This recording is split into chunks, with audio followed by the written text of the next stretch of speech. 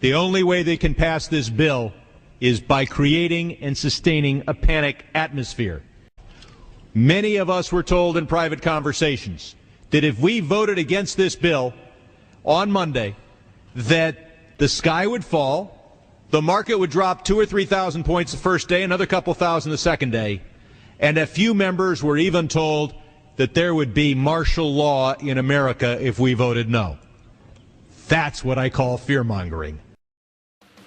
Here's where they stand. $29 billion for Bear Stearns, $200 billion, Freddie Mac, Fannie Mae, now $85 billion to bail out AIG. And in the president's $168 billion stimulus package and another proposed $50 billion stimulus package, we are talking more than $500 billion. Is this capitalism in crisis? Because you've been howling for quite some time that this could be the beginning of the end. It's really socialism in crisis, because that's what we have. No, remember, I think your numbers are low. Let's hope it's only $500 billion. My numbers are much higher. They're unknown because we, with that legislation to bail out Fannie Mae and Freddie Mac, it was unlimited. Let the Treasury decide. So it's going to go up and up, and every day you hear of one day you're going to wake up on a Monday, and by Friday, your country won't be the same. This may be that week.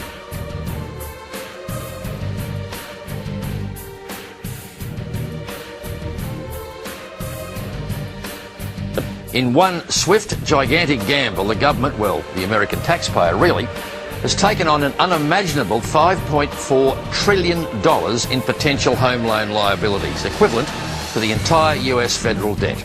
But you as a Federal Reserve Chairman and the Federal Reserve Board of the system create hundreds of billions of dollars without even appropriation process.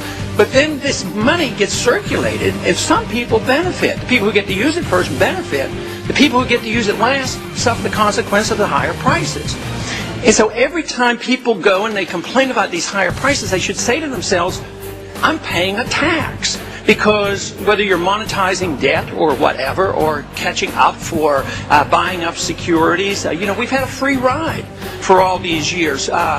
We've been able to export our inflation. We have the Chinese buying up our securities. We haven't had to monetize it. But now it's coming home and you do. You have to buy these things to prop them up.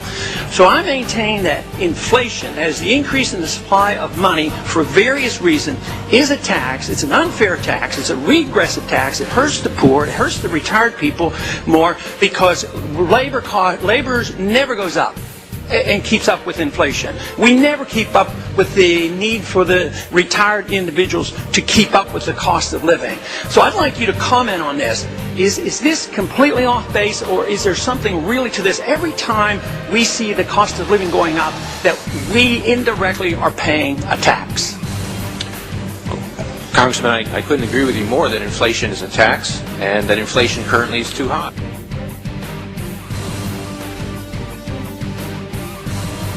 To have a combination, everything that we want to buy is going to get more expensive, like food and energy, but everything that we own, like stocks and real estate and bonds, they're going to fall in price. Our conservative candidate, John McCain, is now saying yes to bailouts. We'll get it passed. I came back and suspended my campaign and got the House into the negotiations at the table. It's a bad idea because it does nothing to change the bad policies that were in place that created this situation in the first place. Here's the bottom line. Even if the $34 billion loan is granted, Moody's is saying, and they said this at the hearing today, it won't fix the problem. That it's very possible it could cost up to $125 billion. Where does it end? The point is, everybody forgets, if we're going to bail out General Motors, if the government is going to redirect capital to the auto industry, how many companies are they going to destroy in the process? Long term, this is disastrous because everything we're doing here, everything we've done for 6 months, we've already pumped in $700 billion. Here's another $700 billion. This is going to destroy the dollar. Either one of you guys think that we have a candidate that will reduce the size of government? Just Ron Paul, who you're going to be interviewing later, and unfortunately, he's not running. Maybe we can all write his name in. All right. Peter, in the market. But what we're doing today is going to make things much worse. Gentleman's time has expired. The Thomas Jefferson of our day, Ron Paul, is one of us.